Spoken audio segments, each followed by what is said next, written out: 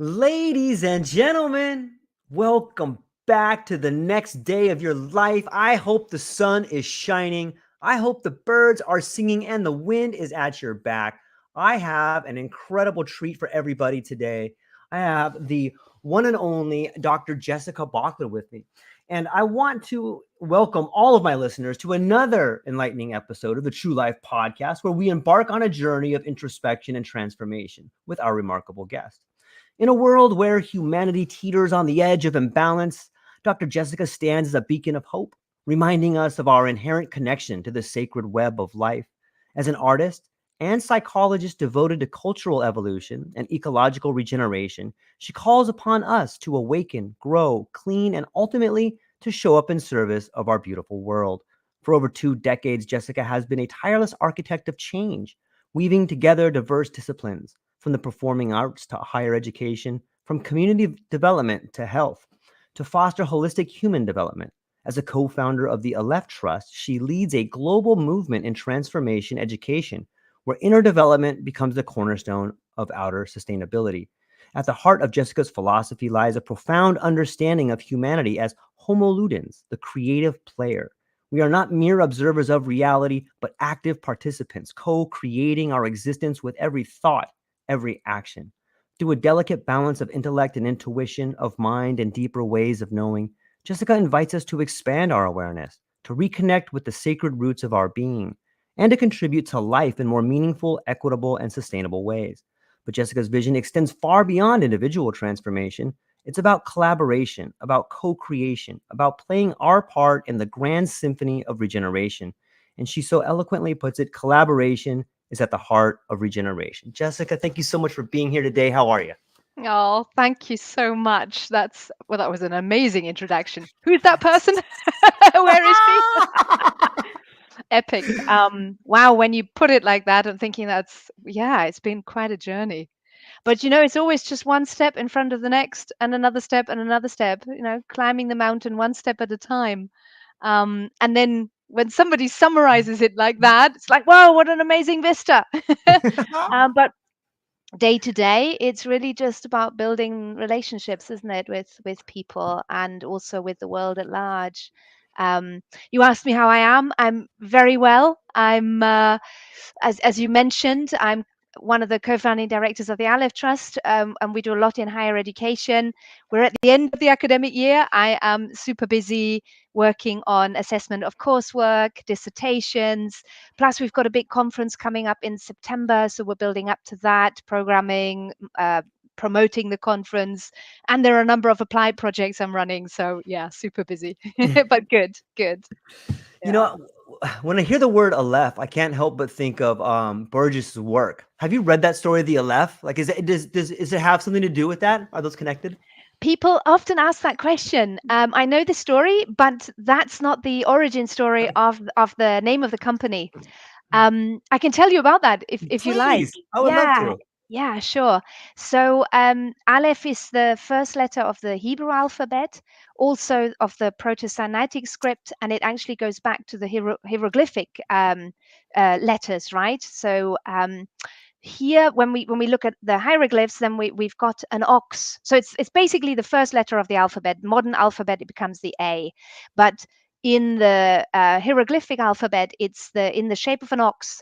And if you think of the ox and the sort of ox's horns pointing upwards, and the symbol of the ox is really one of untamed, raw, untamed energy of creation, with the ox sort of channeling or connecting to the higher realms, if you will. And this ox is this sort of raw, untamed animal, right? Wild and yeah, not a bull, not tamed, but really raw in its energy. And so with Aleph Trust, people often ask, "Oh, trust, is that some kind of legal trust?" No, not at all. We're a social enterprise. We're a non-profit company, and we have chosen to name the company Alef Trust because we want to communicate that we are trusting in the raw energy of creation, in this divine impulse, that we're channeling this in our work, if you will, that we're drawing on that, we're bringing that into the world. So at the core of Aleph is a real deep commitment to the sacred in the broader sense of the term, honoring that which goes beyond the ego, which connects us to a sense of the higher or a sense of something greater beyond the ego. In modern terms, people Yeah. conceptualize it often moving from ego to eco, so Mm. incorporating more of the whole. That's the sort of meaning behind Alef Trust in a nutshell. Yeah. It's beautiful. I'm seeing this Ariadne thread that runs through the ideas of tradition and also change. Like, how do you, you've spoken a little bit about that, but how do you hold those two in balance? Because it sounds like you're talking a lot about this tradition, about the first letter of the alphabet, but you guys are also groundbreaking and starting some of these new programs and seeing education in ways it's never been done before. Maybe you could talk about the balance there. How do you Mm, measure, or how do you do that? yeah. Yeah, and again, it's something of an origin story. Okay, perfect. The Alef Trust was founded by myself and Professor Les Lancaster, who is my husband. So Yeah, nice. it's a family story as well. We founded the company in 2012, and Les's story is one of being immersed in psychology for decades, but also being immersed in the study of mysticism for Mm, many, many, many years. Um, and he was in training in mystical practices, and he then specialized in the Kabbalah, focusing really on the Jewish lineage of the Kabbalah, and going into that and living that path and exploring that path for something like 40 years now. wow. So he very much brings that into the Alef Trust in terms of its rootedness in mysticism and in the scholarly study of mystical traditions. And there are other members of staff who are interested in those deeper mystical approaches. So we have staff members who are exploring that aspect and who are weaving that into our educational programs. And then I come from a complementary field, really, one being in the arts, then entering Mm, into the field of psychology. But also for many years, I've worked in very much in an applied way. So, yes, I'm a creative person. I trained in mm, the arts in acting and directing, but then I've always worked in community contexts, health, education, museums and galleries here in the UK, where I'm based. And together, Les and I have sort of woven this tapestry where we, on the one hand, have the deep scholarly roots touching into psychology, consciousness studies, and our higher education programs, but then also weaving in the applied element, taking these mm. ideas, combining them with creative practices, with integrative life practices, health and well-being practices, and bringing them into the community. And our students in our higher education programs do that too. They come from some 40, 50 countries now around the world, and they take these principles that we're exploring in our programs and they apply them wherever they are in many different professions. Yeah, It's that's how I'd beautiful. summarize it. Thank you. Yeah, Yeah. it Mm. it it it seems as if there's a weaving together of science and spirituality, and then bringing this lived experience and sort of a mystery school, a Lucinian mysteries feel to it. Yeah, it certainly has that feel. And then at the same time, we are, accredited by Yeah. a major university in the United Kingdom. And so we have that very interesting dynamic or relationship with the mainstream. Um, we're not mainstream at all. We really aren't.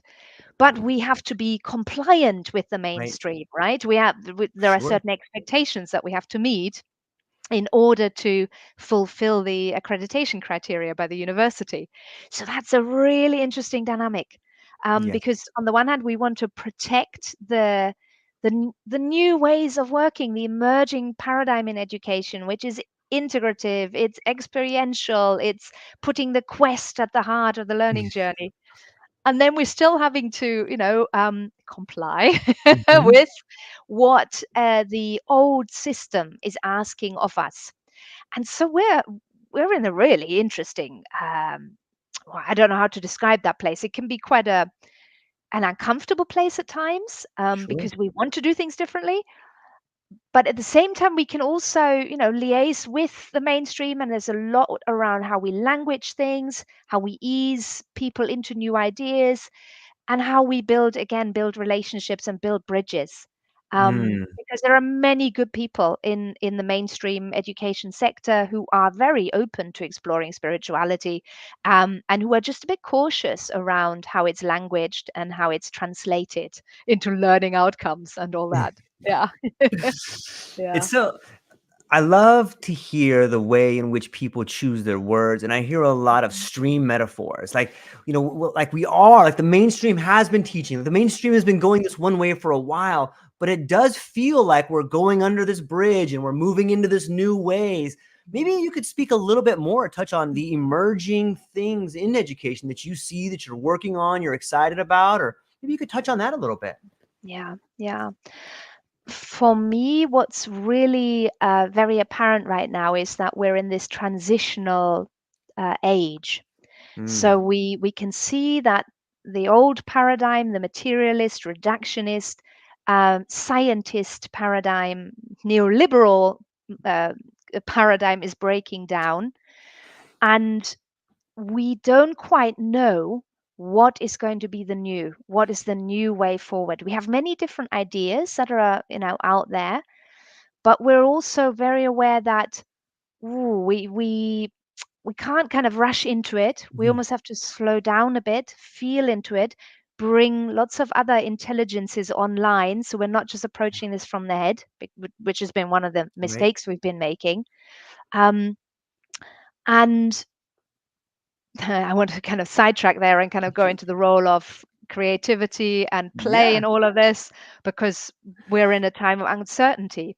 And Yes. uncertainty is a great time of, yes, instability.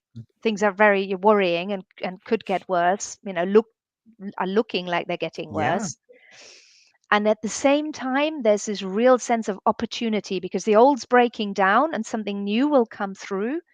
And that means, if we can learn to navigate complexity and Mhm. uncertainty in an embodied, creative, playful, optimistic, hopeful ways, then we could perhaps create something very beautiful. So it's this transition from an old story to a new story. Some people are beginning to, play with metaphors as to what Mhm. that new story is about, and they're building vision around.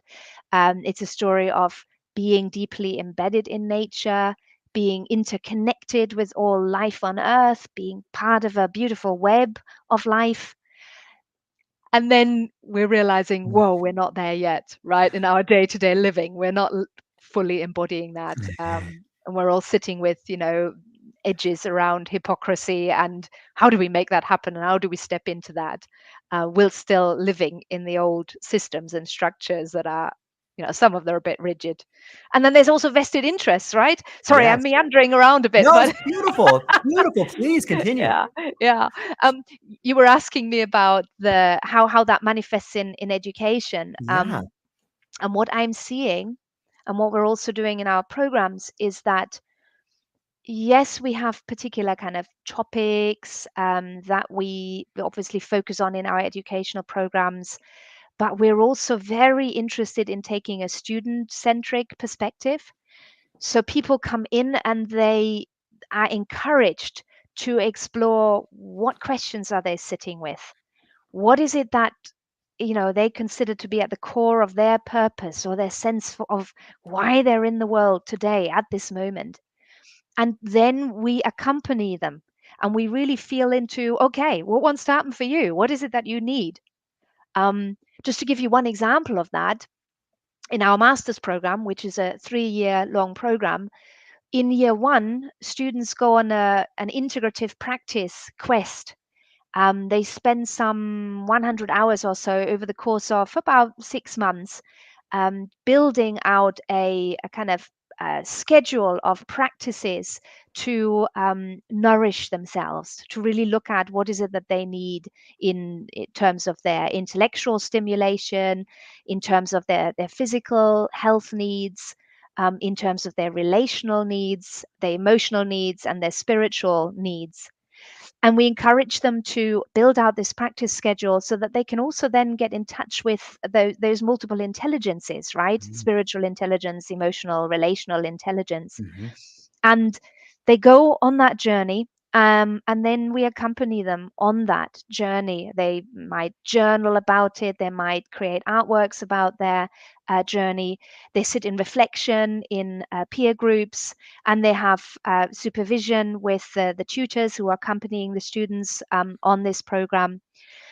So it's very much about tuning in. Who am I? What do I need to thrive? And that's in year one. But year two, it then becomes about, okay, this is what, this is year one, this is what I needed. Year two, how do I then show up in the world? How can I be of service to others? What is it that I bring to others in the work that I do?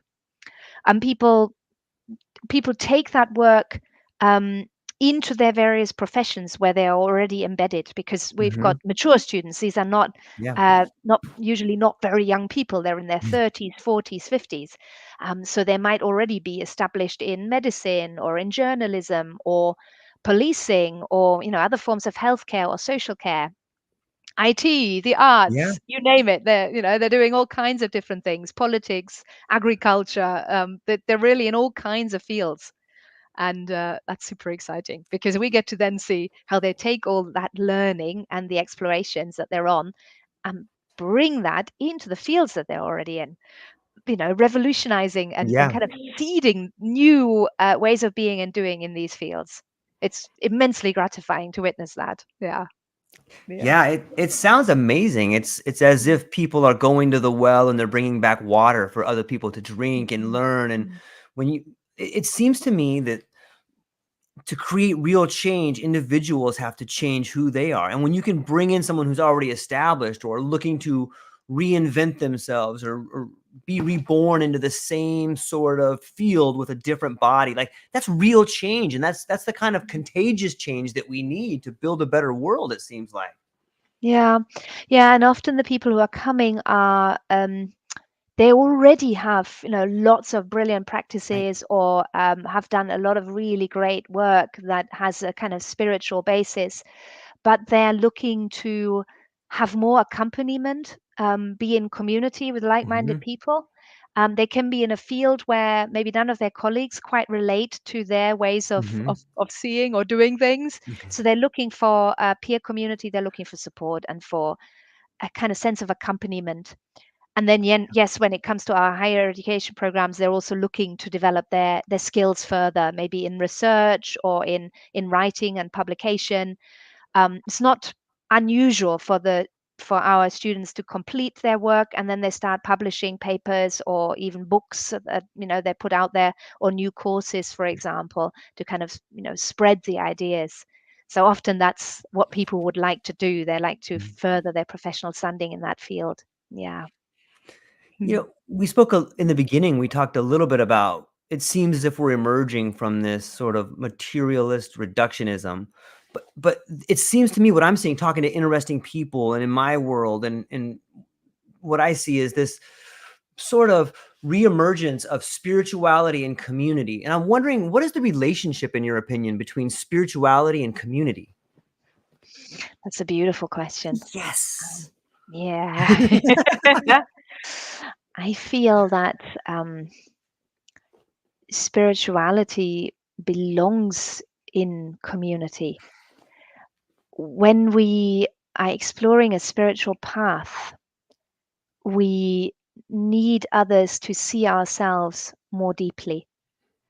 It's all very well to sit on a meditation cushion or to be undertaking some Yeah. other form of spiritual practice, but without the eyes of others, not necessarily a guru, but also other community members with whom you're in relationship and who can uh, help you to see yourself more fully. Without that, we can kind of get lost. It can become a little bit like navel gazing, narcissism, Hmm. um, not really fully seeing ourselves, and potentially even spiritually bypassing. I mean, that can happen in community too, don't get me Yeah. wrong. But when we're in community, we have, it's a bit of a way of checking in, um, to see. what I think is going on, is that really what's going on? So to be mirrored by another and to Mhm. be held by others too, because there's just so much going on in the world right now that it's very hard for us to do all this work on ourselves or to practice just by ourselves.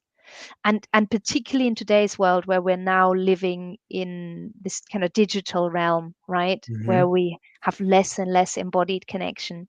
Mm. um, I say that, and at the same time, all Mhm. the work we do in Alef Trust Mhm. is through online media. So we are an online organization, but we very much encourage people to kind of go back into spiritual practice communities, embodied communities, so that they have that, and then they come into our community and we help them anchor in.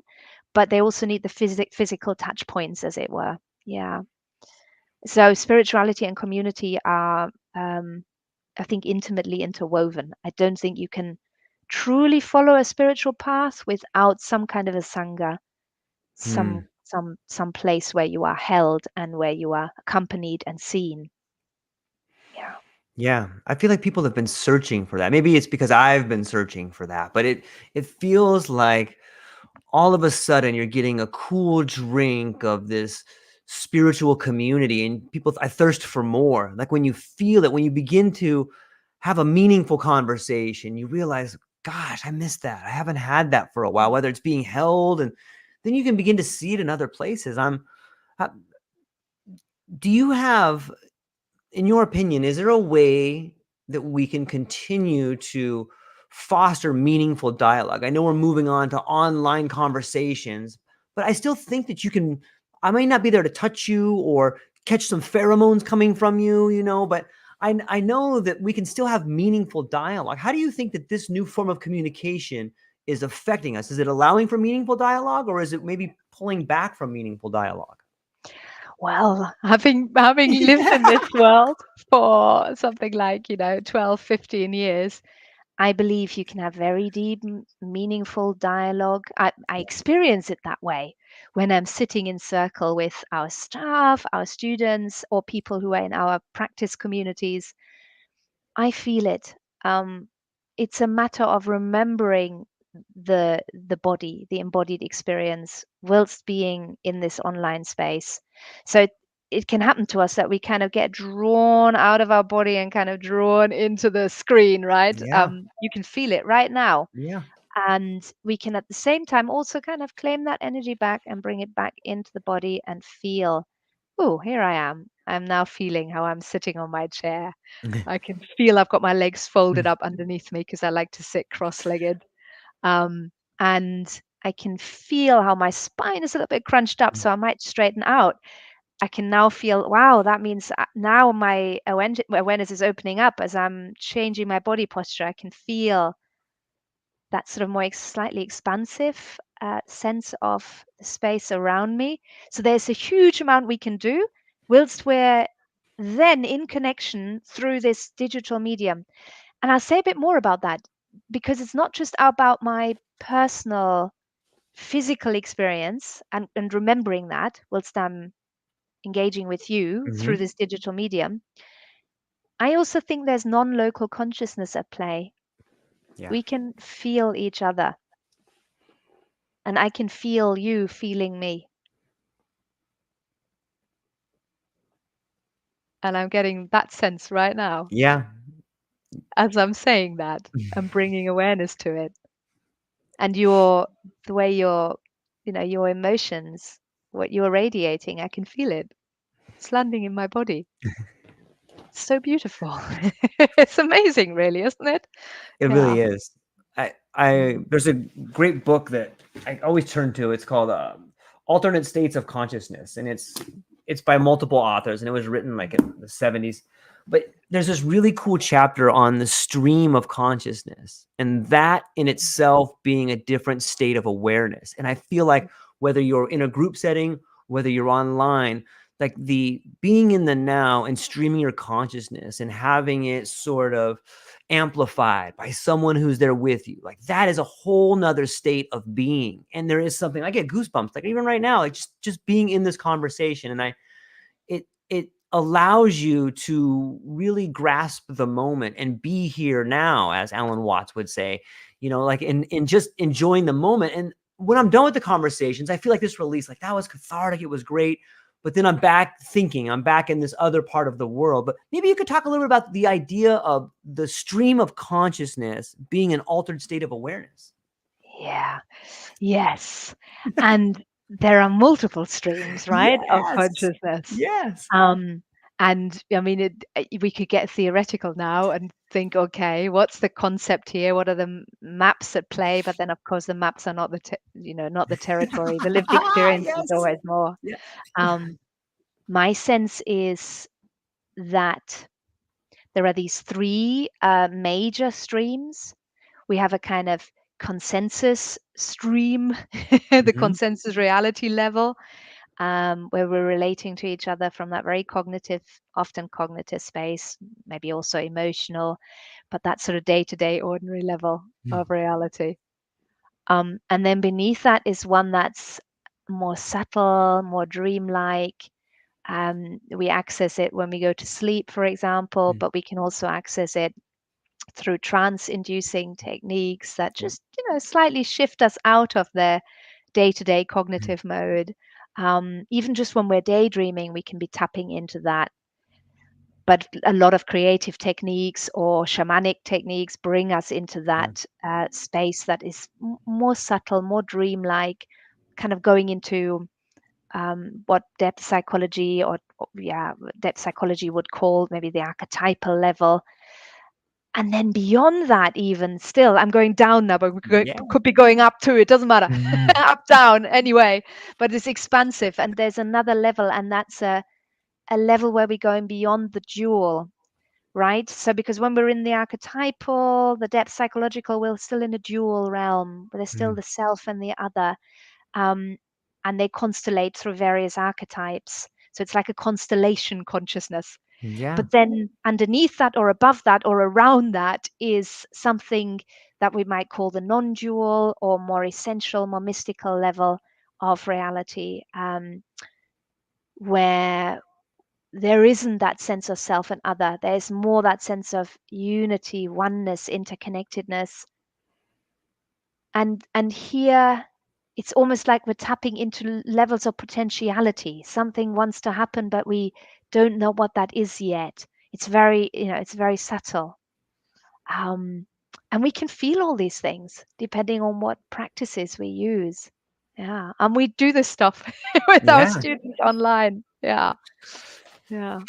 I I love love it. doing that. Yeah. Yeah, me too. Mm. I'm a big fan of Mircea Eliade, and I Mhm. love the quote or the phrase, the terror before the sacred. The moment Mm. you're in front of something so beautiful that you're shaking, or you're just in fear of this thing that's almost perfect because you've never seen it or experienced it before, and on some level you realize that's me. Like, there's just this incredible growth that can happen, and I see it with more and more people coming to terms with this, terrible beauty in front of them. And am I wrong in thinking that that is something that is becoming more contagious, or is making itself known to the world? As you're saying that, a story comes into my mind that I'd love to share. I would Uh, love that, please. It really speaks to what you've just spoken of. When I was, this is going back some 25 years, when I was first training in acting and directing, and that program had a kind of community orientation. So it was about service, drawing on the arts and acting as a way of community service. And as part of that, serendipitously, at this opportunity, I was invited into a training program in conflict resolution Mhm. with the Council of Europe. So it was for young people from all over Europe. And there were young people there from the Kosovo and Serbia, which at the time, was a conflict zone. There was basically a civil war that was happening. And there were two young men, one from Serbia and the other one from the Kosovo. Beautiful, beautiful young men who were both very peaceful and were there to train, in mediation, conflict resolution. But as part of the training, they agreed to enact a mediation, to enact the conflict that they were experiencing back home between each other, so that we could then sit together and train in the methods.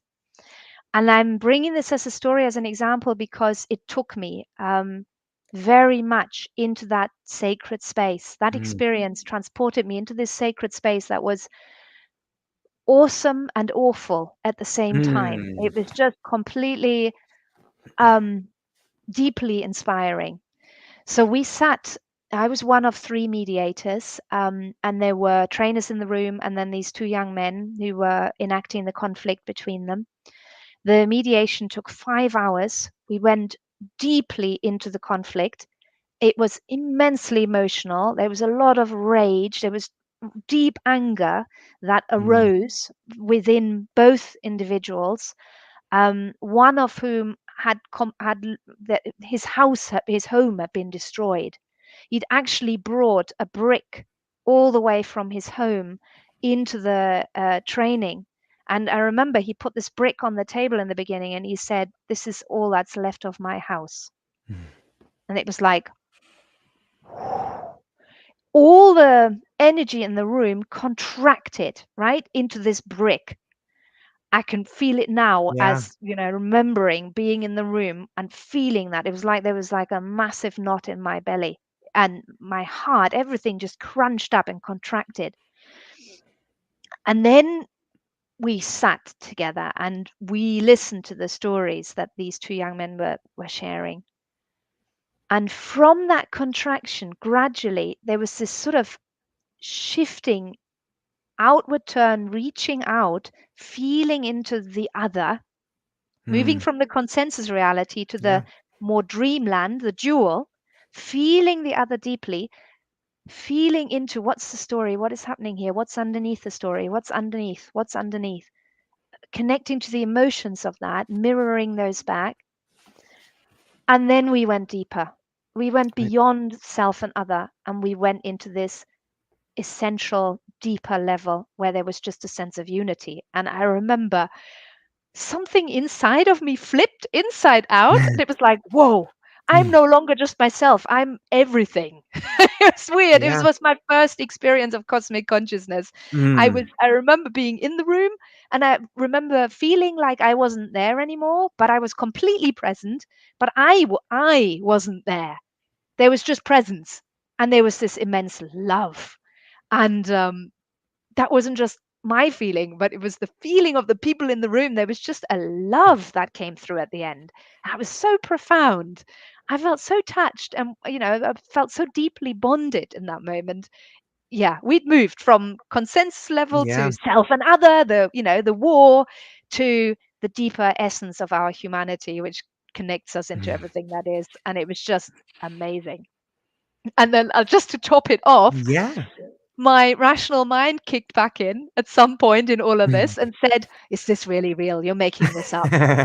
And then, within that, I got proof, because I had this thought of, "Is this really real? Am I, here I am. I'm not. What is this thing that's happening to me?"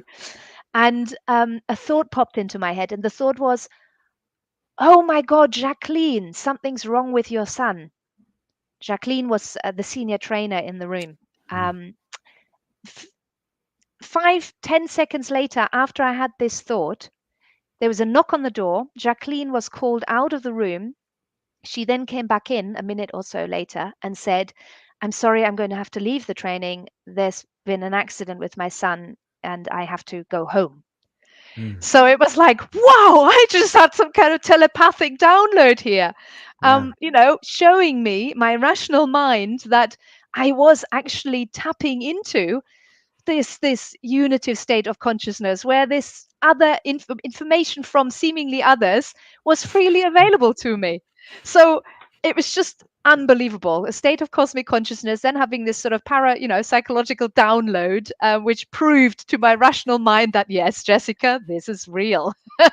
Yeah. um, so a really profound experience all round. And this thing about, awesomeness and awfulness and how they come together.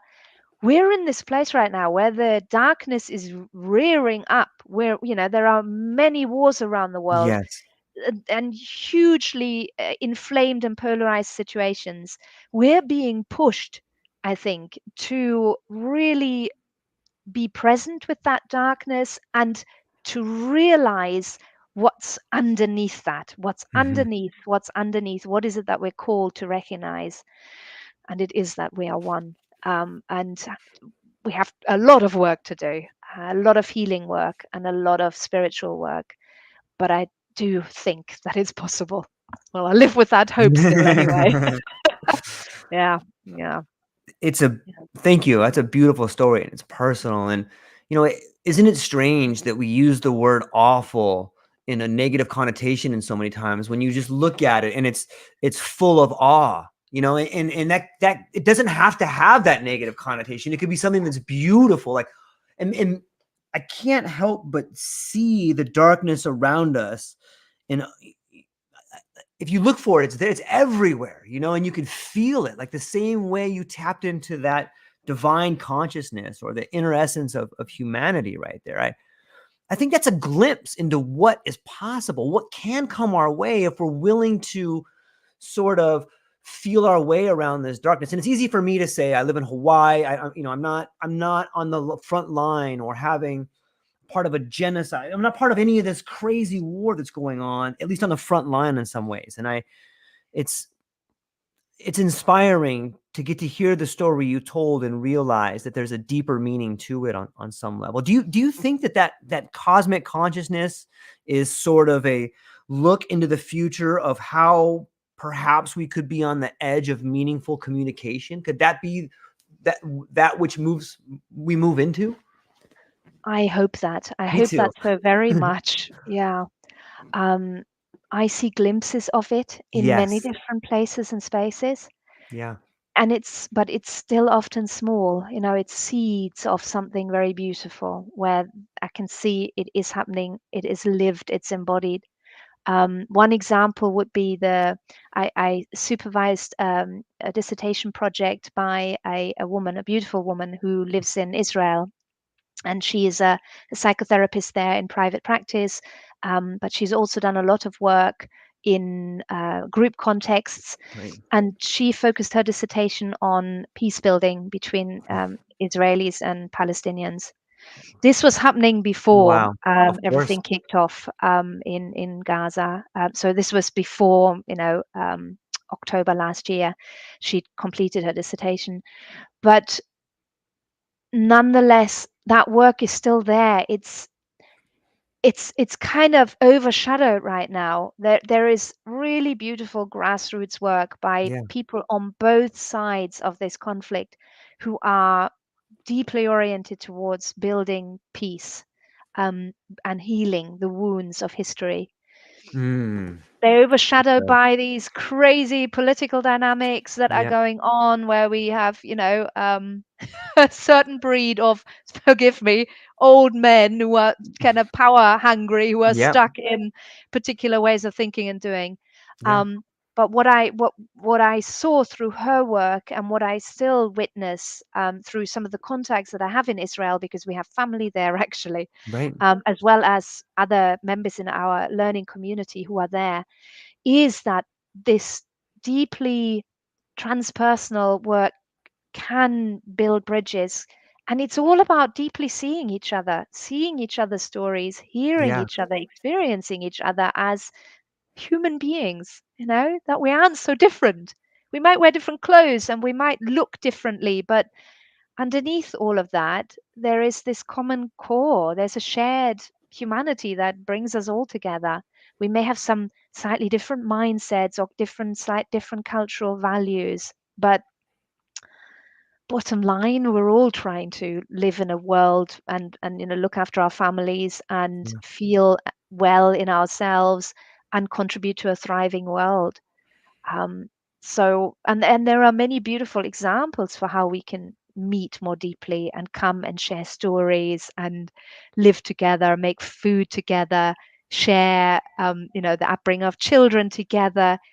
So to kind of really build these bridges, and come together. Yeah, it's frustrating what's happening, isn't it? Because it doesn't look like that on a political level. On a political level, and when you look at the mainstream news, you just think we're screwed. This is all going downhill. Yeah, it's a tough one. Yeah. I'm reminded of the great line from Ulysses. It says, "History is the nightmare from which I'm trying to awaken." I know.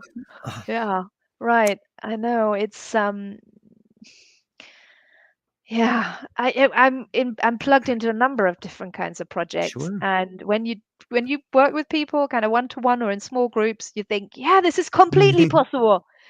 And then somehow when we move from the small scale community into the Mhm. larger systemic structures, um, we seem to kind of get stuck, and we seem to struggle to make the jump from the smaller inner work to the larger systemic shift.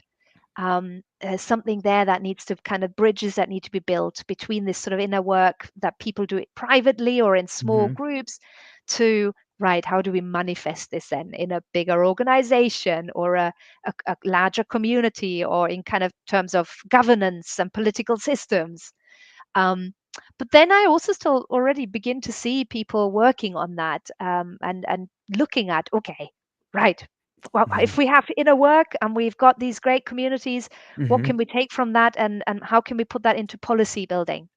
Right? There's some great work that is happening there. For example, in initiatives like the Inner Development Goals, or the Inner Green Deal, two Mm. initiatives that are working in both the corporate sphere and the political sphere, the sphere of governance, to then see, ooh, we believe in the principles of interconnectedness and interbeing.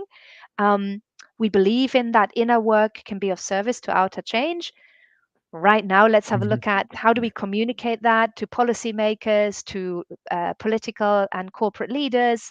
How do we bring them on board? And one thing I would say there is what is very much at the forefront there is, one, giving a sense of kind of an experience of interbeing and interconnectedness. Mhm. If we can bring some of these political leaders or corporate leaders into a setting where they get to sample that, they get to experience it, that brings about a shift in mindset, experience, right? When you experience something that Yeah. is awe-inspiring, it can help you to have that sense of interconnection, and then you begin to act differently from that place. So that's one thing. And another is to really look at, okay, what is it that they need in order to be supported and resourced as they then go back into their contexts? Where do they get stuck? So to really look at, where are we getting stuck in a particular context? What are the problems that the leaders of the organization are coming up against? Where do they need support? So it then becomes very much like specific case studies and Mhm. providing concrete support in very specific settings or scenarios. So in Alef Trust, that's another thing we're doing. We're looking at exactly that when we're building out a project. What's the context of this project? What is it that the leaders of the project need? How do they need to be resourced in order to be successful, not just for themselves or a few select people around them, but in terms of the larger community context? It's so much. There's Yeah. so much to it. It's an ongoing inquiry. It's not, it's the answers are, they're lived. We're living our way into the answers. It's not like as if we already have them all prepared. Yeah. Yeah, Um, it's fascinating and beautiful. It's like a sunset or hopefully a sunrise. When, when we talk about making change at like these giant levels, and we talk about how things work in the inner work, and if we can get it to work in the outer work, I can't help but think about you know mental health problems. Like I come from a family where my father was bipolar, and I've done a lot of reading and talked to a lot of people about repetitive thought patterns. And on some level, it seems similar to me that an individual who has reoccurring negative thought patterns is similar to a government who continues to have the negative patterns of putting stuff out there. Like, might there be some similarities? And if so, might we be able to use some of the same remedies for these things? yeah, spot on. I think you're completely right. Right? Yeah, yeah. It's like, yes, as individuals, we've got particular patterns that we get caught up in, Yes. and then organizations or larger groupings are like bodies. They're like individuals. They have a certain Yeah. identity and a certain way of thinking and a certain way of operating. Completely agree.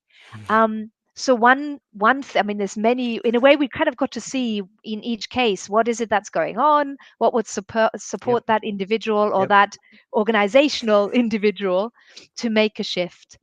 So we've got to kind of, in a way, triage or diagnose the situation and see what will be of service to this individual. What is it that they need? And not just in a sort of clinical way, as in, when we have an individual, we don't want to just go in there and kind of clinically try and fix them, but it's more Yep. about, okay, wow, apart from medication, maybe there are other things that could be of really of help to the person. I used to work, and we still do work in this area in Alef Trust, in Mm-hmm. what's known as social prescribing. It's Ooh. basically using non-medical, community-based interventions to support individuals in their Mm-hmm. mental health and well-being, rather than just using drugs, using pills. Um, and the point of that is that we then create an environment where we maybe have a group that they're accessing, where they're with like-minded peers, and they're getting to do activities that they enjoy, where they're experiencing themselves as whole, healthy human Yeah. beings who maybe have some issues in their lives, but they're really, they're whole human beings. Yeah. And they get to play, they get to meditate or practice in some way, or hang out with each other, just maybe going out into nature and experience that sense of wholeness and connection there.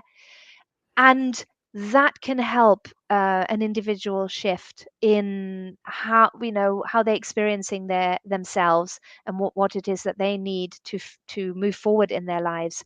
I'm not saying that medication doesn't have a role. Of course, sometimes it Right. does, but also these community elements, having support systems and structures in place, having other significant people who can be like a positive resonance chamber for the Yeah. person, where they feel fired up and they're doing something really creative and joyful. That can resource people so that they can then step back into their lives and go, oh, you know what? Maybe I've got other options over here. I could do this. I hadn't thought about that. I'll try and do something else with my life. So in the Yeah. social prescribing programs that we run, often that's what happens. People get involved in an activity, it opens up their horizon, and they find their depression lessens. They begin to eat better. They need the doctor less.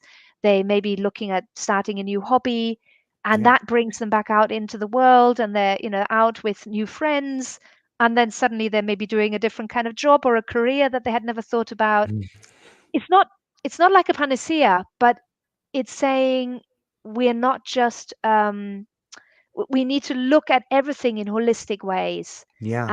including mental ill health, and understand that mental ill health is not just the responsibility of the individual and can be fixed biomedically, but instead mental health is a community phenomenon. Yeah. Mental health, it has to do with community and how we are with each other in the world. And so, what happens in the family, what happens at work, what happens with friends, it all plays a role. What the food we eat, all of that, right?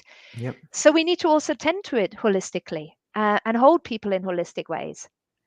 Um, that was one thing. I'm just thinking I Yeah. want to jump Yeah. to the Please. organizational individual, but it's it's really important to kind of first of all recognize that we mustn't reduce individuals to and say it's their problem alone when they have a mental health struggle. It's about how can the community hold each person who is Yeah. experiencing some kind of physical or mental health struggle.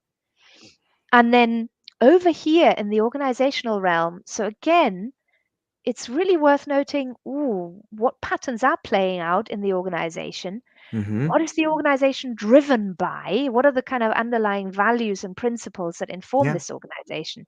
And to then see also, hmm, he, I'm trying to see if how I can build the bridge, but it's kind of about, if this organization is not benefiting humanity or is, damaging the environment in some way.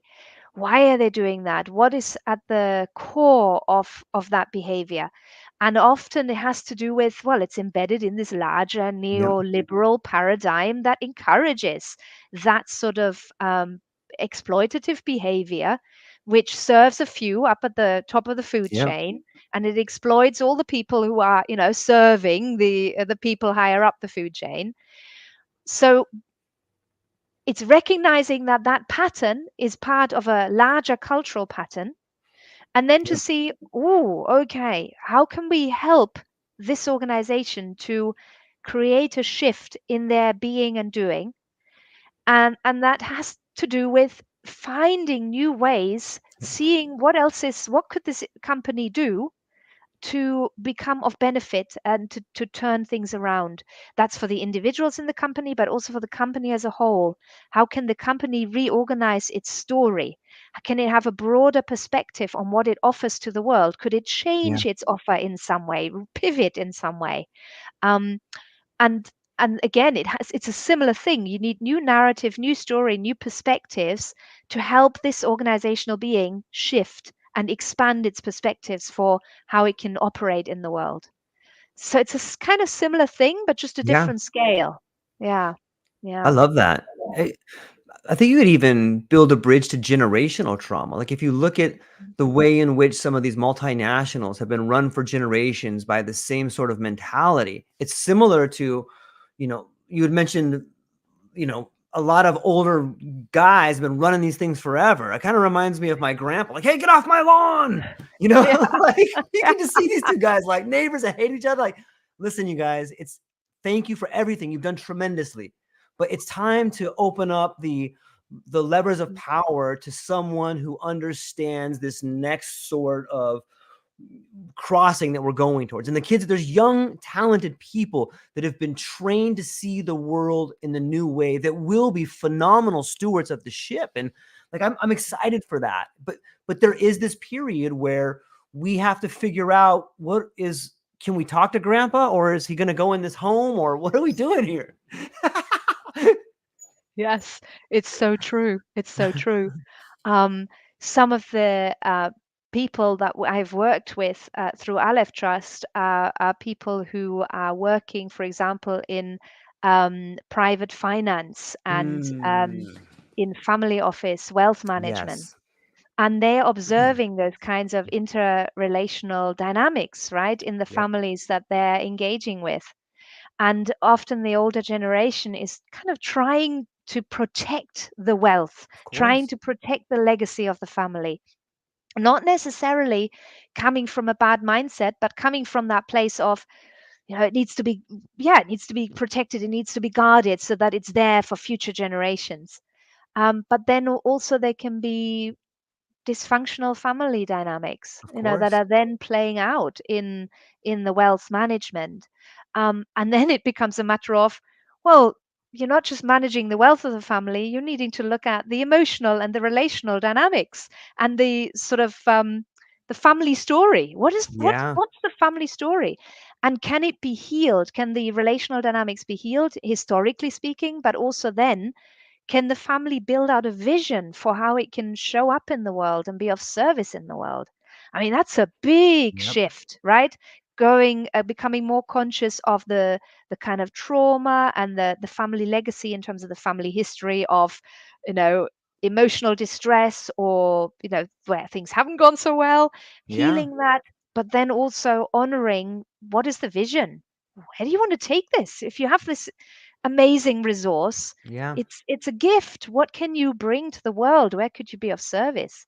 Yeah. So it's a huge area that, gosh, I wish there were, more lawyers who were working in Yeah. family office who had that more expansive perspective on things, even just healing family Yes. dynamics. um, Yeah. because that would be a good thing to do. But then also how to build the vision for how that private wealth can really be of service and will enrich so many people's lives, and also not just people but all the world, nature, Yes. Yeah. other living beings on this planet. And if that doesn't happen, it has to happen. If it doesn't happen, we're really, it's a big problem, because it feels to me like the engagement of the senior leaders and the people who hold these large sums of private wealth, they have so much control and so much power. It's really important to find ways to help them become better stewards, Yeah. and learn more about participatory ways of governance. It doesn't mean that it's this feeling of, right, and now I'm giving up control. I'm Mm. relinquishing control over something that I'm trying to protect. But actually, it can also be a feeling of, wow, I'm becoming part of something larger, Yeah. and my giving is liberating not only to myself but also to many others, and life giving. Yeah.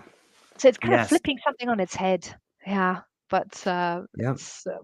it's not an easy It's ask.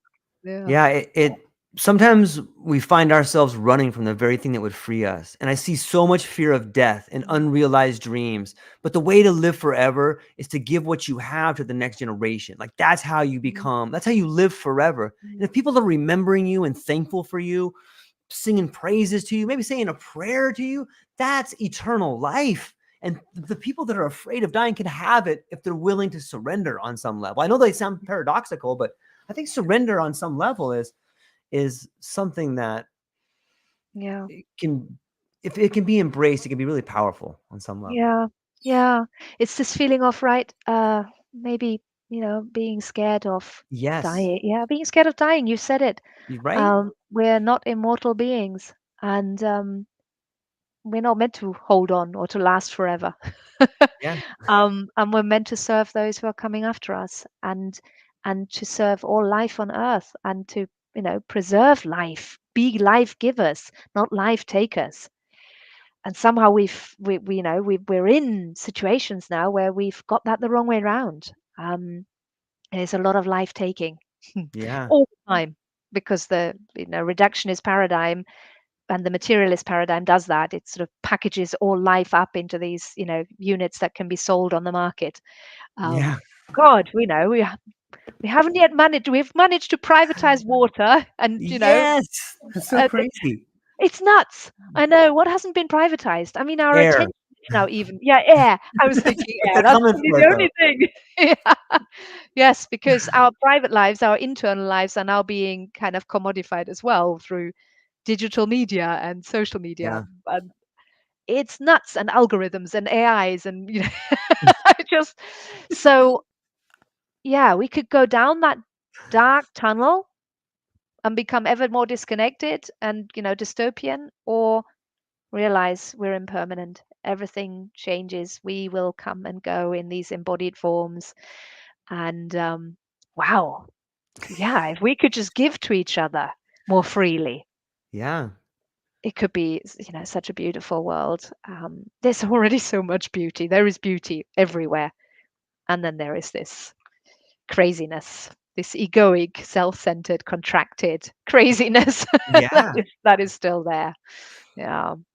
I Mm. I find myself like thirsting for the elders on some level, like Mm. the wisdom that comes from someone who's lived a full life and they freely give that information to you as a younger person can be so meaningful. I was speaking with a death doula, and she was telling me about some of the conversations in which she was having with people in their last few days.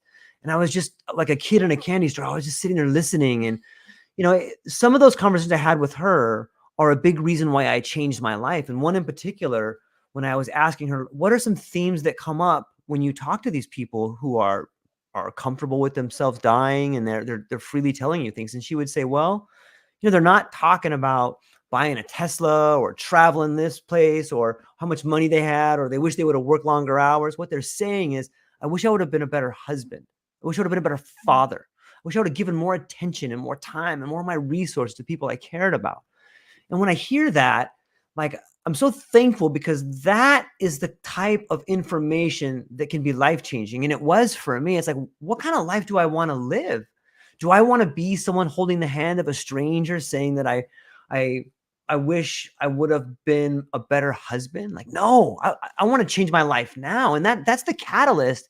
And I think if more young people had access to to maybe elders that were willing to freely give up some of their ideas about what they did right, what they wish they would have done, that could fulfill such a hole in this generational gap that we have. That could be so fulfilling for everyone on some level. What do you think about that? I love that. Yeah, it's so true. We don't honor our elders enough. You Yes. know, yeah, they end up in, in care homes, and too many people pass away their last days on their own, and not, or in a kind of medicated stupor, Yeah. um, with not dying in a conscious manner. And I completely agree with you with everything you've just said. It all Mhm. feels like um, part of the critical shift that needs to happen, that we honor the wisdom of elders. And it's part again of this sort of disconnected Yeah. society we live in, because all our family units have kind of broken down as well. Our kind of families are, many single parent families, Hmm. no elder figure necessarily in the household. Kids growing up not with a Yep. missing dad or missing mum, and they don't have those role models who can guide them, and the parents don't have the role models to see how can they, transition. um, so there's just so much then again about bringing coming together in community. Right. How can we hold those roles for each other in communal spaces? If we have those atomized family units, how maybe we need to have more communal spaces again where we come together and we can support each other. Yeah. But I Yeah. completely agree with what you've just said there. Yeah, yeah. And we don't see death enough, right? It's it. In our day-to-day lives, in many kind of Right. Western medicalized contexts, right? People are maybe in a hospice or in hospital, kind of shut off from the world, not necessarily with the family. Yeah, it's Yeah. it's not a way to go. Yeah. When you think of like palliative care, like the root word of pa means to cover. Like we're Mhm, covering this. Hey, don't look at this thing over here. Just keep doing what mhm. you're doing. Like it's Yeah. this fear of death that really, Yeah. really burdens us. And and Yeah. and maybe that's why we're turning back to spirituality, because there's such a large group of us, or Mhm. part of us is moving on. And so how could we not become more spiritual in this time? Yeah. Yeah. Yes, we it's like we've we've kind of disconnected ourselves from those natural processes, whether it's death or birth, Yeah. actually, as well. Birthing processes are Mm. so medicalized in our Western world. As you were talking, that is what came up for me. I was Yeah. jumping right to, birth processes. When Yeah. I think of, I've got one daughter who's 14 now, and I'd planned to do a home birth. We had the birthing pool all set up at home, Yeah. but things unfortunately didn't turn out very well and went wrong, and I ended up in hospital with a cesarean, Wow. which was an emergency cesarean, and the whole birthing process became so medicalized, completely removed from what I'd originally envisaged and Mm. hoped for. But in that, on the one hand, I'm glad that the medical system Yes. was there and saved my life and saved my daughter's life. Great, amazing. Thank you very much. But at the same time, we were in this situation where we were cut off from family. It was a medical procedure. I was completely medicated in the end, to the point where I was unconscious, and I gave birth to my daughter, and unconsciously. Mhm. That is not how I would have liked her to come into the world, or for me to experience that birth process. And on top of that, then in the hospital, I was cut off from her for some time. She was in a kind of incubation chamber for some time. And I didn't have kind of the body contact with her. The hospital was kind of very medicalized place and space. There was Mhm. no artwork. It was very lifeless. It was just machines beeping. Um, no other people around. The doctors and nurses were rushed off their feet. The way they spoke to me was in a very sort of medicalized way. No, literally, oh, this one, yeah, nil to the mouth, no food yet. Mm. Not even making eye contact and kind of seeing there's another human being here. It was a traumatic Yeah. experience. It was unpleasant. Yeah. Um, I remember one moment there was a group of musicians who came into the hospital. That was like the highlight. They appeared on the ward, they played music, and I remember lying in this bed and crying my eyes out listening to the music that they were playing, because I felt so touched by something that suddenly brought life into Yeah. this very medical environment. So wow, we've evolved these immense technologies and skills to be, to protect life. I've no doubt that my life was saved through the medical procedures, Yeah. but and my daughter's. But at the same time, we've totally lost touch of what it means to be alive. How is that possible? It's just weird, right? It Yeah, is. yeah. And that's the same for death. I mean, we don't know Yeah. what it means to die. Right. We hold on to life we cling to life like Yes. crazy. Rather than focusing on the quality of life and understanding what it means to be alive, we're just uh, fixated on fixing the physical, structure, Yeah. Yep. like a car. Yeah, mad. And so It is. people come to the end of their life and they lie again, medicalized in hospital bed, half conscious or unconscious, with all these tubes stuck into their bodies, Mm. and then they fade out. It's not how I want to die. I mean, Yeah. we don't get to choose how we die, but I hope that I don't end up in a situation like that. Wouldn't we all rather be surrounded by people making a more conscious, you know, exit, saying goodbye, you know, Yeah. talking about what we would have maybe done differently, or what went right, or what are the major things we learned, the insights we gained, sharing that with each other, and then leaving in a beautiful way. I mean, yeah, that's what I hope. That's Yeah. what I hope will happen for me. Yeah. Me too. I wonder if there was a way in which we could sort of create a new mythology, or Mhm. begin telling ourselves a new cultural story about a rite of passage at the end of life, and it's something to be celebrated. Do you think that that's possible, to inject Yeah. a new sort of mythology into the world we're living in, where we could have a different relationship with death? Well, I think there was a book, wasn't there, that's just come up in my mind. I don't remember the author, but the book title is Hospicing Modernity. Mm, And it feels like we do need a conscious dying movement right now. mm, And that's not just about our physical death, but it's the civilizational death, which is really a yeah. transition, a shift again into this different paradigm, new paradigm that's coming. But it means also letting go, and it means letting something die. We need to get better at that. And it would be great if we found ways that we could share with each other. Hey, Yeah. how am I letting go? What am I letting die Yeah. in my life? What is it that I need to let go of in order to accommodate the new, in order to see what new shoots are growing? Yeah. So that would be really beautiful. We could, dream up some ways of conscious dying as a civilization, as a community, as in our families. If we could have that kind of Yeah. conversation, even that would be great. Yeah. Yeah, I agree. I've got a couple questions from my audience that Yeah. they sent in, and I Yeah. wanted to run them by you here. Great. Okay, let's see.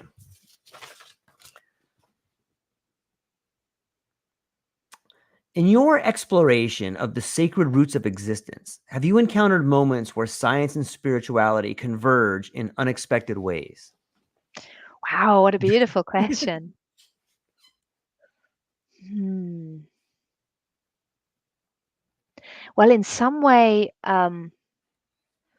all the all the stories of our staff in Alef Trust, and all the people who come into our learning programs, they're dancing in that intersection of science and spirituality. They're often coming with lived experiences of the divine, of what they consider to hold sacred, and they then lean into that experience and try to see, ooh, how can they illuminate that experience with a scientific light or with scientific eyes. Mhm. So they then come and look at different research methods and different ways of inquiring into what we hold sacred and seeing how can this research be life-giving to the sacred rather than a cold eye of science that tries to Yeah. reduce it to factors and components and dynamics, right, in a sort of reductive way. um, so I would say I don't have a concrete example that pops up in my Yeah. mind right now, but in some ways, I feel that that is kind of at the heart of what we're doing in Alef Trust, is to embrace these new research methods that are contemplative, embodied, more holistic, going into the sacred experience and being with it and honoring it in research through ways of researching that are enlivening the sacred rather than reducing it. So that really means actually taking some of these spiritual practices, like a contemplative practice or a meditation, mindfulness practice, or maybe a somatic practice, and bringing that into the research process, and letting those intelligences inform the answers that come. So it's honoring the sacred in research. That's what I would say we do. Yeah. I hope Love it. that's helpful. Yeah, it is. Anytime that we can begin to tap into that double helix of science and spirituality, I think we can really start to put that out there and help people find their own ways. Yeah. Yeah, This very much. yeah, the next question comes from Clint Kiles. He says, "Do you think the business, noise, and overstimulation of modern life stifles our ability to tap into shared consciousness?" 100%, yes. I think one of the things that again, it links to the previous question Sure. because in a lot of transformative or transpersonal spiritual research methods, the first thing we do is to work with quietening down, slowing down, inviting silence, inviting stillness, coming to a restful space in order to, well, make space, to empty out, to have this breathing space. We're so overfilled, overwhelmed, overstimulated, we can't hear the subtle answers that come through our other ways of knowing. So, spot on question. Um, yes, it's one really first important step. I also think in terms of kind of, when we talked about business earlier on Yeah. and bringing change to business, Mhm. um, a lot of the time, to begin with, what we actually have to do is to invite people maybe into a workshop or a session where we're making space. Hey, people, let's just come together and let's do a transitional pause. Don't do anything. Let's not do anything. And that already, oh my God, is like an exhale, isn't it? Yeah. Wow, we can be still. Can we be still? And what actually then happens, what comes through? And first thing, maybe this kind of anxiety, this, "Oh God, I've got to fill the space." There's a pause now. But then when we lean into that and more people lean into it and feel into it, then ooh, something else can begin to happen between us, that enables us to kind of drop, in terms of business, drop Yeah. the professional mask a little bit, be a little bit more real, be a little bit more human, and yeah, show up with the uncertainties that we have or the questions, um, but also kind of relate to each other in a more heart-centered way and see each other more deeply. It can be so enlivening. So yes, I think the answer is very Yeah. much reduce the noise, reduce the overstimulation individually and collectively. We have to unplug. Don't do so much social media. Do a bit of it. Try not to do too much. Very hard. Yeah. But also don't overload yourself with other people's voices. The demands of daily life upon each of us are just so enormous. We've got to make space, individually and collectively. That's where it starts. Yeah. Yeah. I can't help every time I hear the word culture, I think of the word cult and I think of just this overwhelming sense of labels being thrust at you to shape you in a way. God, yes. Yeah, that's so true, isn't it? And now it's even the algorithms shaping us. Yeah. The Oh voices my get louder. God. Yeah. So it's useful to, first of all, to notice that, right? That first Yeah, step of noticing is that gives us the opportunity, it affords us the opportunity to then make a different choice. When we just caught up in the pattern, then we're just, we're just rolling with it. right. So we do have to stop, pause, notice it, and then see, ooh, how can we create a space between that and our next choice? Mm, yeah. Do Our next, less, be more. yeah, chop wood, carry water. Yeah. Yeah. Right, make food more consciously at home. Don't watch telly or have Right. the radio on when you're cooking. Even just little simple things in daily life. How do we overstimulate ourselves almost in a way that's now habituated? Yeah, yeah. Our next question comes from Bianca, and she says, can you share a transformative moment where you witnessed the ripple effect of inner growth catalyzing outer Wow. change in the world around you? Thank you, Bianca. Wow, it's such a big, I got the but best tremendous audience in the question. world. Wow, amazing questions. Ooh. Lots of there's so many different stories. Just one. I'll pull out one story. This is an individual who just popped into my mind there, who took part in one of our arts programs. So working in social prescribing, he came into the program of ours. I'm focusing on an individual Yeah. story, but I'm going to illustrate how things rippled out from him. So he came into our program and he was diagnosed with depression. He was a very quiet older man in his 60s, and he just sat in the room with us, with our artists, with myself. Um, he didn't really engage to begin with. He was quite withdrawn. He'd just come in, have his cup of tea, sit and watch other people do, some of the creative work that we were doing. And that went on for a little while. And then there was an exercise where I encouraged people to not work with paintbrushes as they were painting, but to use their hands. So to Mm, get the paint directly onto the hands, and then, hey, let's, just play with your hands, paint with your hands. And that means you get the whole body involved. And he completely froze. He had started, he was engaged a bit here and there. He was doing dabbling a little bit, wasn't really fully engaged. But then when it came to this painting with the hands, he completely froze. Um, and then he suddenly jumped up and he left the room. And I thought, okay, what's going on here? Let's just kind of feel into this. And I stepped out of the room and I found him in tears, shaking outside of the room, saying, Jessica, I can't create anything with my hands. I can't create anything with my hands. He kept saying that. And I was just present with him and let him process that. He mhm. was really panicky and shaking and breathing very, very hard.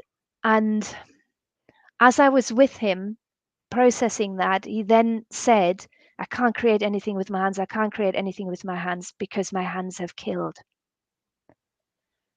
And he had been a soldier who had been on deployment in various theaters of war, and he had taken life. And he was living with the trauma of that. And he needed a space where he could be heard and seen with that. He had not shared that with anyone. So there I was with him, and I remember sitting outside, just being there with him, sitting, letting him speak, letting him process that. And then at some point, he was ready to come back into the room.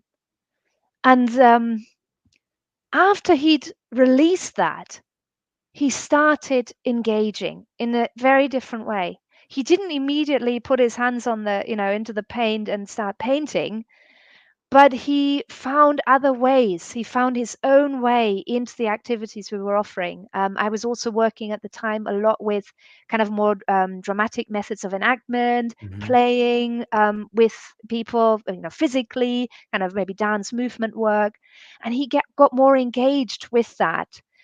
So not, painting, not using his hands directly, but moving through the space, beginning to interact with others, doing a bit of storytelling, sharing, some other things from his life.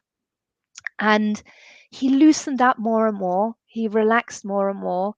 Then he started talking about the kittens that he had at home. He was a cat lover, and he had these, his cat had kittens, and it was just adorable. He was bringing in photos of these little kittens that he was looking after at home. And he opened up more and more, and then he was sharing how he was an avid gardener. But he had problems with the young people who were living in the estate, around where he was living, that there was a lot of vandalism. Mm. And this kind of storytelling opened him further and further as the weeks went by.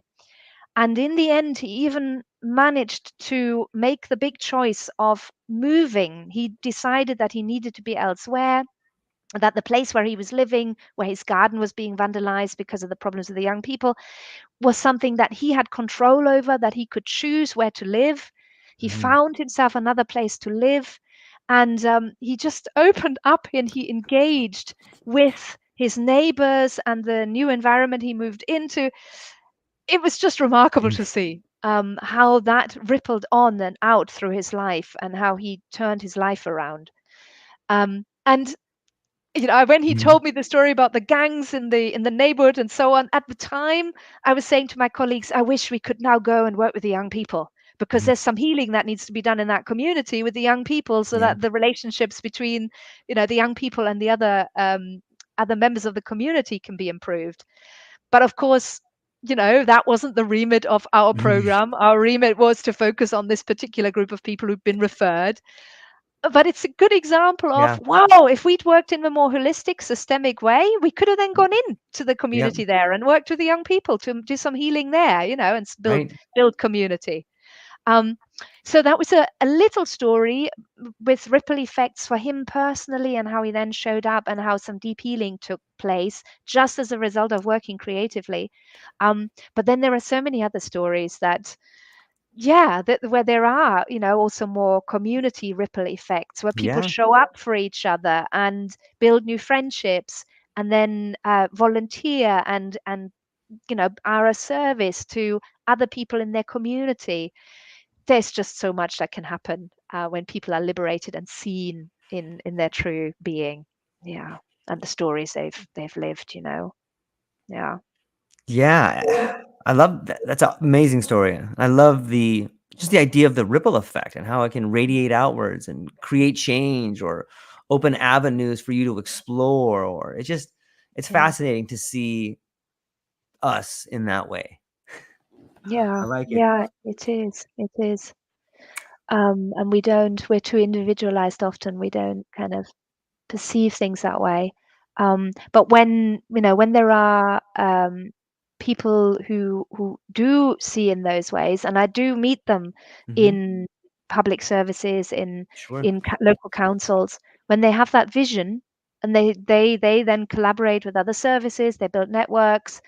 You see the effect in the local area. You Yeah. see how suddenly people are interconnected and resourced, and they're showing up for each other more and more. I remember, at one point in this, focus on this arts program that I've looked after for a long time. It's called Creative Alternatives. Um, and the gentleman he was in that program. So, but at one point we were working in a local authority, and they had a very enlightened way towards public health. They really had a sense for what needs to be done on a community level, and they were working in a very interconnected way. And it was really fun because we got to, work with the public parks team, and we were installing like creative artworks in parks, and we were part of a flower show with, bringing in the community. We were doing things in health centers and community clinics. It was like the web, or the community web, was alive, right? It wasn't just this narrow-minded view of, well, this is a health service, so they Mm. deal with people in clinics. No, it was this sense of we're a community and we're showing up for each other wherever we are. And the rangers in the parks have got something to offer, and so do the people in the schools, and so do the people in the community clinics. They all belong together. They're all working together on creating this beautiful shared space where we're showing up for each other. Yeah, that's what's needed. Yeah, I Full love stop that. everywhere. Yeah.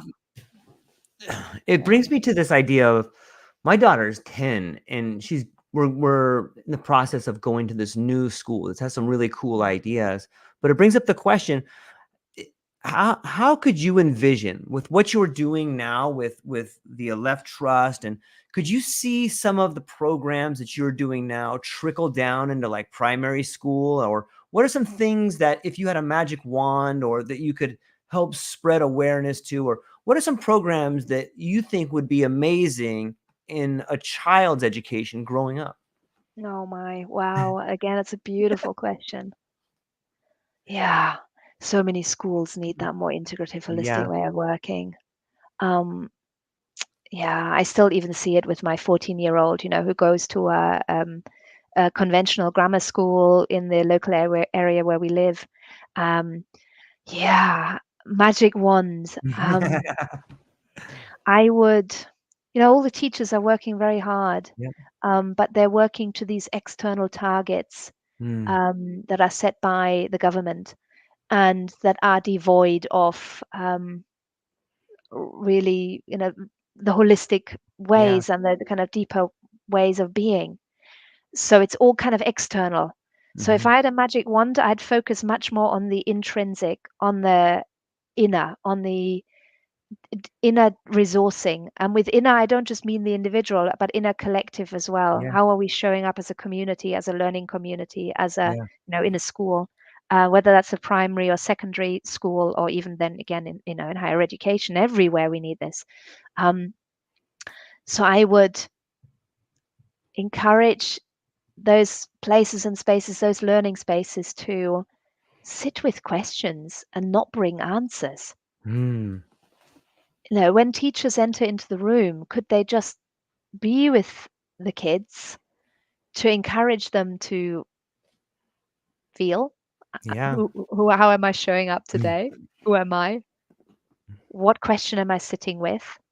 And then to let that question guide the learning process. Imagine if they all worked on their own projects and are questing for what it is that they're interested in, nurturing their unique intelligences Mm. and views and perspectives. And then the teachers just showed up to accompany that and to resource that. And through that way of, more person-centered education, could you then, um, inculcate a deeper sense of self-knowledge. This is who I am. These are Yeah. the skills and the amazing talents I have, and let them flourish from the inside out, rather than kind of printing something Yeah. onto the young mind, like, here's your. It feels like that, doesn't it? Yeah, it Here, does. here are the learning outcomes. This is what you've got to know. These are all the things you've got to learn. um, that are just kind of printed into us. Yeah. Other people's voices are printed onto us, and then we spend a lifetime kind of peeling that off and going, well, who am I really underneath Yeah. all of that? Yeah. Yeah. Yeah, because you can teach reading, writing, maths, the sciences through that more person-centered way, right? They Yeah, of flow course. naturally into our ways of knowing. Yeah, yeah. Yeah. But It's it's the I it's the agree. it's a shift from the external to the internal, from the extrinsic, goal-driven, to the intrinsic, more self-motivated, that I'm talking about here. Yeah. But self-motivated, that can sound like selfish, but it's Mm. not about that, because it's also, again, outward oriented. It's this looking at the world, seeing the world, being and feeling more deeply into the world, coming into relationship with the Yep. greater world through these deep inquiries, you know? Yeah, I love it. that's I that's what's missing. Yeah, I love it. Yeah. It reminds me out of like reading Timaeus or something, where you have the instructor that comes in is like, who is this young genius in front of me, and what are your gifts, so that we can develop them and you can give them to the world. Yeah. That's what we Yeah. need. It's Yeah, beautiful to think exactly. of. Yeah, it is. And from there we can, yeah, we don't have to be so caught up in what we think needs to happen for this Yeah. individual. And also then in terms of how we assess their progress, against these Well said. artificial uh, kind of yardsticks that Yep. are like pre-prepared. Yeah, I wish that could be all be changed, and then we enter into this competitive mode of, league tables Hmm. for schools or for individuals. If they don't get all these, whatever triple A's, makes me think of triple A batteries. Yeah. We're all just producing these factory bunnies, that are hopping in the Mm, same way, yeah. powered by their triple A's. Yeah. Sorry, that's a wild metaphor. Yeah. I love And then they all topple over in the end because they're burnt out. Oh God, yeah. Moving away from that kind of AAA towards, get being resourced by the universe and by nature. Working in much more organic, nature-centered, humanistic ways, spiritual ways. It's yeah, again, it's like a complete shift in mindset, I think. Yeah. Yeah. It's The AAA bunnies. I'm sorry, yeah, it's that's a metaphor beautiful. that's gonna stick with me. It's so true, especially when you apply the ideas of burnout towards middle age and Yeah. unhappiness and Yeah. divorced homes and unrealized unrealistic dreams. It's like, yeah, your battery died out. Like, that's you weren't supposed to be probably doing that anyway. There's a much more fulfilling path for you. So Yeah, that's right. That's right. Yeah, you got those batteries installed in your yep. education, Yep. and then they burn out, and then what? Then only then do you realize what in your 30s, 40s that, Yep. whoa, this is not the way Yep. to live. Yeah, Yeah, yeah. it's the pattern there. Jessica, this is a fascinating conversation, and I feel like we just kind of scratched the surface. Like, I feel like we could go a lot deeper. So you'll have to come back, and maybe we can do some more panel work where we bring in other voices and we can bounce ideas off one another. Maybe some people that are working in the programs you have, or your husband, whatever. We could bring in more people and have a bigger, deeper discussion and portray that out to the audience. But before I let you go today, I want to let you know I thoroughly enjoyed this. The audience enjoyed it. And I was curious if you would be so kind as to tell people where they can find you, what you have coming up, and what you're excited about. Thank you for the opportunity, first off. I've really enjoyed the Me conversation as too. well. So a good way to find out more about us, of course, is to go to our website, Alef Trust. So it's ALEF Alef Trust, TRUST.org. And there you'll find out about our educational programs, also about the big conference that we've got coming up. That's in Oxford, in England, in September, early September this year. I've also got a pre-conference workshop there on embodied imagination. If people want to do experiential work for a couple of days with me, Yeah. that's a super way to jump in.